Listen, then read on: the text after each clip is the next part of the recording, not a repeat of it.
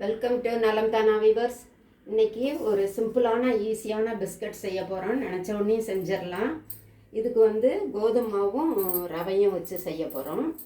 அதுக்கு முன்னாடி கோதுமை மாவும் ஒரு கப்பு எடுத்துக்கணும், ரவை ஒரு கப்பு எடுத்துக்கணும். ஒரு கப்பு பாலில் ஒரு 2 டேபிள் ஸ்பூன் அளவு நெய் ஊற்றி அதில் ஒரு 2 ஸ்பூன் சர்க்கரை போட்டு நல்லா கொதிக்க விட்டு ஆற வச்சு எடுத்து வச்சுருக்கிறேன்.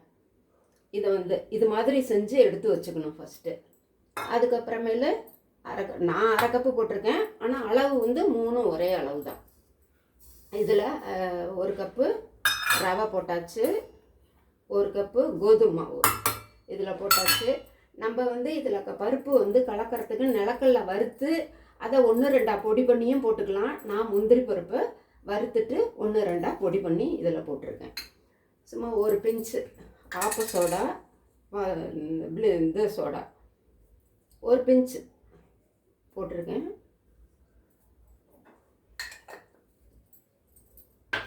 ஒரு பிஞ்சு உப்பு. இதை இப்படி அந்த ஸ்வீட்டுக்கே நம்ம போடுவோம் இல்லையா உப்பு, அது மாதிரி இது ஒரு பிஞ்சு உப்பு.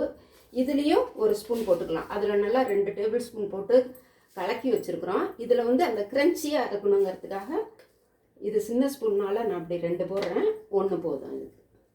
இது போட்டுட்டு இப்போ இதை முதல்ல நல்லா கலந்துக்கலாம். கலந்துக்கிட்டு இப்போ அந்த நெய், சர்க்கரை, பால் இதெல்லாம் கொதிக்க வச்சு ஆற வச்ச பால் இதில் ஊற்றி பிசைஞ்சிக்க வேண்டியதுதான். கொஞ்சம் கொஞ்சமாக ஊற்றி பிசைஞ்சிக்கணும். நல்லா ஒரு கெட்டி பதத்துக்கு பிசைஞ்சிக்கலாம். இதை நமக்கு வேணுங்கிற ஷேப்பில் அப்படியே தட்டி போட வேண்டியது தான். ரொம்ப நல்லா இருக்கும், ஈஸியாகவும் செஞ்சிடலாம். பிள்ளைங்களுக்கு வீட்லேயே செஞ்சு கொடுக்கறதுனா ஹெல்த்தியும் ஆச்சு. வீட்டில் ஒரு தீனி ஒன்றும் இல்லைன்னா கூட டக்குன்னு இது மாதிரி செஞ்சு சாப்பிட்டுக்கலாம். இது ரவை இழுக்கும், அதனால் முக்கால்வாசி ஊற்றிட்டு பிசைஞ்சிட்டு அதுக்கப்புறம் பார்த்து பிசைஞ்சிக்கலாம்.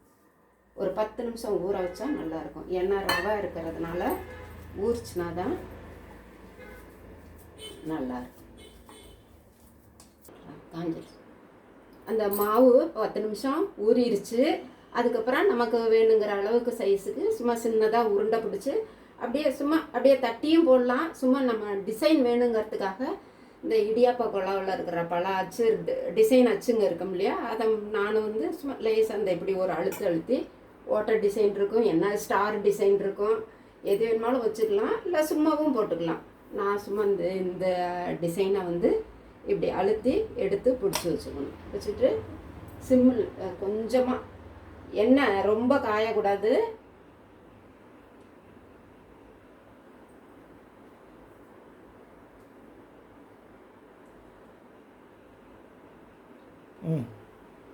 எண்ணெய் காஞ்சிருச்சு. இப்படி போட்டுட்டு மெதுவாக அதாக எலும்பும் பாருங்க. அந்த சூடு இருந்தால் போதும். நம்ம போட்டவுடனேயும் கலரணுன்னு அவசியம் இல்லை. கொஞ்சம் வெந்ததுக்கு அப்புறமேல எடுத்துக்க வேண்டியது தான். நல்லா கிறிஸ்பியாக இருக்கும், சீக்கிரமாக செஞ்சிடலாம். இது அவளுங்கிறேன் ரவையும் கோதுமை மாவு மட்டும்தான். மைதா மாவு போடலாம், இருந்தாலும் நம்ம ஹெல்த்துக்காக கோதுமை மாவு சேர்த்துக்கணுங்கிறதுனால கோதுமை மாவை நம்ம போடலாம். முந்திரி பருப்பு, கடலைப்பருப்பு 2 கூட போடலாம். நான் முந்திரி பருப்பு மட்டும் போட்டிருக்கேன். நிலக்கடலை பருப்பும் அதை வறுத்துட்டு தோலை எடுத்துட்டு 1-2 நசுக்கி அதில் போட்டுக்கலாம். நல்லா அழகாக வந்திருக்குது பாருங்கள், சூப்பராக வந்திருக்கு. நீங்களும் செஞ்சு பாருங்கள். நலம் தானா சேனலை சப்ஸ்கிரைப் பண்ணுங்கள், பெல் பட்டனை மறந்துடாமல் அமுக்குங்க. பாய். பாருங்கள் நல்லா வந்திருக்குது.